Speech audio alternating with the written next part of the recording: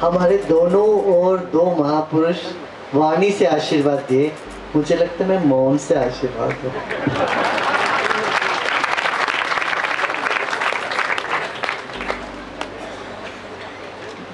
वैसे पात्री जी के पास पहुंचने के लिए मैं हमारे रास्ते से गुजरना पड़ता है।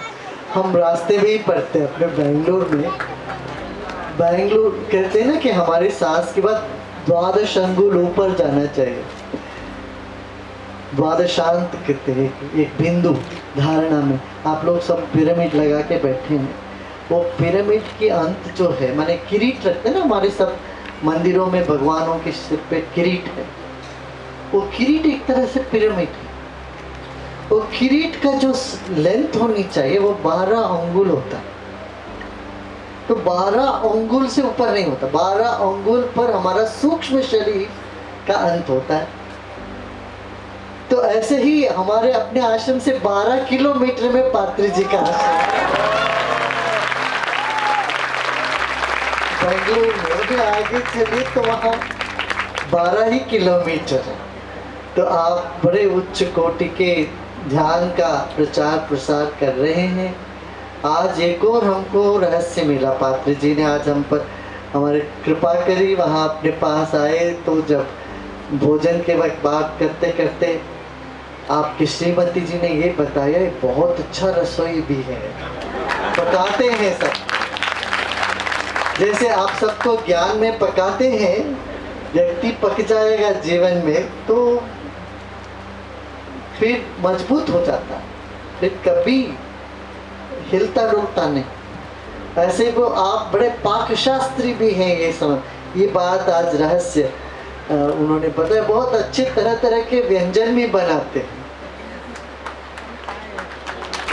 आपने ये कहा मेरा एक लक्ष्य है सबको शाकाहारी बनाना। आज हमारे दुनिया में सभी लोग शाकाहारी बन जाते हैं, मान लो हिंसाचार पूरी तरह से समाप्त हो जाएगा, मुझे ये पूरा यकीन है। जैसा अन्न वैसा मन। तो हम ये शाकाहार भोजन ना करके मांसाहार करते हैं तो दिमाग में, मन में उसी का, जिसको मार मार के हमने पेट में भरा है, फिर वो हमारे डीएनए में पहुंच के मारने का ही विचार पैदा करता है। तो इसलिए उससे हट के हमें शाकाहारी बनना है और एक हिंसा विहीन समाज की कल्पना करनी। मन में सरलता देखिए, जैसे आप बड़े हैं, बड़े हैं फिर भी इतने सरल हैं, सहज हैं, बालवत सबसे मिलजुल के रहते हैं। यही हमें जीवन में अपनाना है, सरलता, सहजता, और ध्यान का यही मुख्य रूप है। और स्वामी जी का यह, स्वामी जी स्वतंत्र है, आपका नाम है स्वतंत्रानंद जी। तो वो जेपीजी के मूवमेंट में आप इतना देश के लिए आपके मन में तड़पता, इतना काम किए, जेल में रहे, भ्रष्टाचार के विरोध आपने संघर्ष किया, जातिवाद के अगेंस्ट आपने इतना काम किया, गांव गांव में जाके सहभोजन सबको। हमारे देश क्या हो गया, सबसे बड़ी दिक्कत है देश में जातिवाद। अब आपने सुना भी होगा अमेरिका में स्कूलों में इस तरह की सिखाते हैं। हिंदुस्तान माने क्या, 4 आदमी को बताते थे तो ब्राह्मण, तुम वैश्य, तुम क्षत्रिय, तुम शूद्र, और शूद्र को वहाँ नीचे बिठाते हैं, उसको इतना ह्यूमिलिएट करते हैं, अपमानित करते हैं। देखो इस, फिर वो बच्चों में आपस में द्वेष आ जाता है। बच्चों में कहता है हमारे में से एक को तुमने इस तरह से ह्यूमिलिएट किया, तो ये कैसा देश है, कैसा धर्म है। जबकि वर्ण व्यवस्था इसकी बात नहीं है, ये सिर्फ प्रोफेशनल डिवीजन है, कर्म के हिसाब से वर्ण बना।